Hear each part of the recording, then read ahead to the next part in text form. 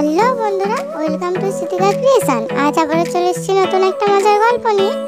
চালাক হরিণ ও কুমির আর কৃষক। জঙ্গলের মধ্যে জলাশয়ে এক হিংস্র কুমির থাকতো। সে খুবই চালাক ছিল। জলাশয়ের ধারে যদি কোনো প্রাণী আসতো, তাদেরকে শক্ত চোয়াল দিয়ে চেপে ধরতো আর খেয়ে নিত। একদিন সেই জলাশয়ের পানি খেতে এক তৃষ্ণার্ত হরিণ সেখানে এলো। আর জলাশয়টা শান্ত দেখে হরিণ বলল, এই জলাশয়টা এত শান্ত কেন? এখানে না আছে কোনো মাছ, না আছে কোনো ব্যাঙ। কোথাও এই জলাশয়ে কোনো বিপদ নেই তো? হরিণটাও খুব চালাক ছিল। সে তার বুদ্ধি দিয়ে বিচার করলো আর বলল, মনে হচ্ছে জলাশয়ের পানিটা খুব গরম। প্রথমে আমি এতে আমার পা দিয়ে দেখি। কুমিরটা এই সময়ের জন্যই অপেক্ষা করছিল। হরিণটা নিজের পায়ের বদলে পানিতে একটা লাঠি ফেলে দিল আর কুমির সেটাকে কামড়ে ধরল। বোকা কুমির, পার কাঠের টুকরোর মধ্যে পার্থক্যটাও জানিস না? পরের বার ঠিক তোমাকে আমি ধরে ফেলবো।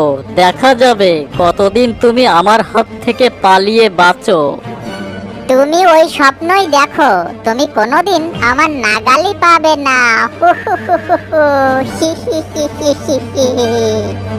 পরদিন হরিণ এখানে আসার আগেই আমি একটা পাথরের মতো শান্ত হয়ে থাকি, আর যখনই ও এখানে পানি খেতে নামবে তখন আমি ওকে কামড়ে ধরবো। কিছুক্ষণ পরেই হরিণ সেখানে এলো। কই রে কুমির, কোথায় লুকিয়ে আছিস? ভয় পেয়ে গেছিস নাকি? কুমির আমাকে ভয় পেয়ে গেছে। কিন্তু এই কুমিরটা কোনো উত্তর দিচ্ছে না কেন? আর আজই জলাশয়ে পাথরটা কোত্থেকে এলো? তখন হরিণটা আবার ভাবতে শুরু করলো। এটা যদি কুমিরটা হয় তাহলে এটা কোনোভাবে উত্তর দেবে না, আর এটা যদি পাথর হয় তাহলে ও নিজের সম্বন্ধে নিশ্চয়ই বলবে। কুমির এই কথা শুনে বলল, আমি একটা পাথর।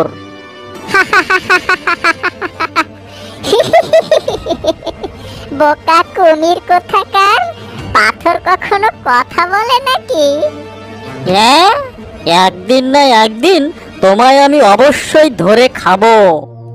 তুমি এটা ভেবে ভেবেই খুশি হও, আমি তো চললাম। দুদিন পর হরিণ আবার ওই জলাশয়ের কাছে এলো। তুমি কি হার মেনে নিয়েছো? মনে হয় তুমি ধরেই নিয়েছো যে আমার বুদ্ধির সামনে তুমি জিততেই পারবে না। যদি তুমি নিজেকে এতটাই বুদ্ধিমান মনে করো, তাহলে তুমি জঙ্গলের বাইরে চাষির খেতে যাচ্ছ না কেন? যদি তুমি ওখান থেকেও বেঁচে ফেরো, তাহলে আমি তোমাকে বুদ্ধিমান বলে মেনে নেব। নিশ্চয়, আমি কালই ওই চাষির খেতে যাব, আর তারপর ফিরে এসে তোমাকে আমার চালাকির গল্প শোনাবো। আগে তুমি বেঁচে ফেরো, তবে তো। দেখাই যাক। পরের দিন হরিণ ওই চাষির জমিতে যায়। সেখানে হরেক রকমের ফসল ফলেছিল।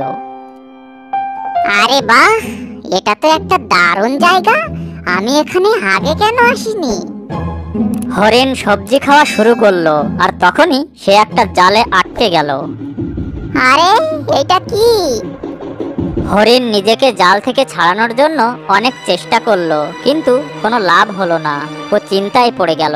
আর তখন হরিণ দেখলো চাষি তার দিকে ছুটে আসছে। তখন ওর মাথায় একটা বুদ্ধি খেলে গেল। ও মাটিতে শুয়ে মরে যাওয়ার নাটক করতে লাগলো। আরে এটা তো একটা হরিণ মনে হচ্ছে, কিন্তু মনে হচ্ছে এটা মরে গেছে। চাষি হরিণটাকে লাঠি দিয়ে খোঁচাতে থাকলো, কিন্তু হরিণ একটু নড়াচড়া করলো না। এ তো দেখছি মরেই গেছে, একে জঙ্গলে ফেলে আসি। চাষি হরিণটাকে জাল থেকে মুক্ত করলো আর ওকে কাঁধের উপর তুলে জঙ্গলের পথে রওনা দিল। চাষি যখনই হরিণটাকে নিচে নামালো, হরিণটা লাফিয়ে কিছু দূর গিয়ে নিজের মনে হাসতে লাগলো।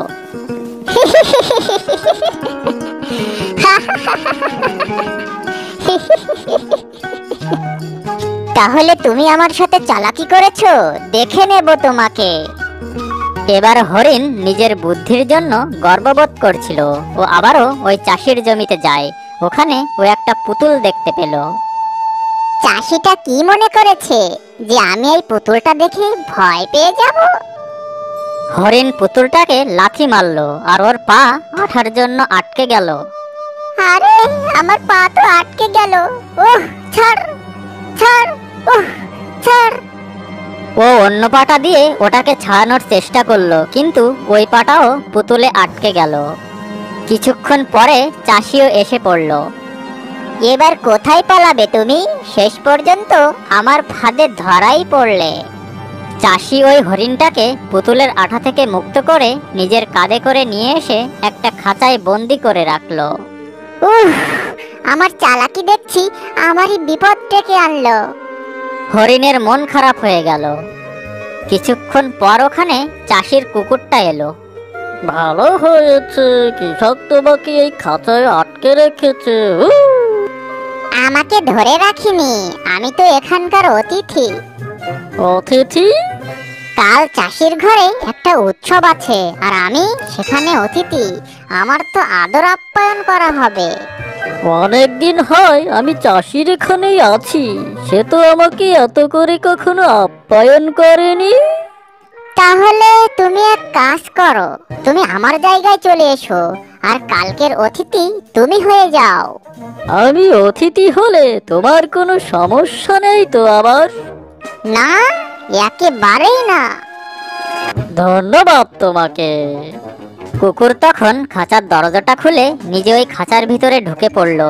হরিণ সেখান থেকে পালিয়ে কিছু দূরে গিয়ে এক ঝোপের আড়ালে গিয়ে দেখতে লাগলো। কিছুক্ষণ পর চাষি যখন ওখানে এলো তখন ও কুকুরের ওপর চেঁচাতে লাগলো। বাপুদার তো কুকুর।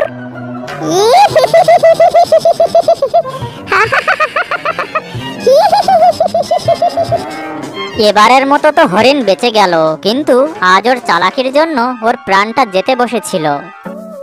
Thanks for watching. ভিডিওটি যদি ভালো লাগে তাহলে চ্যানেলটিকে সাবস্ক্রাইব করুন আর পাশে থাকা বেল আইকনটি ক্লিক করে দিন পরবর্তী ভিডিওগুলো পাওয়ার জন্য। Thank you.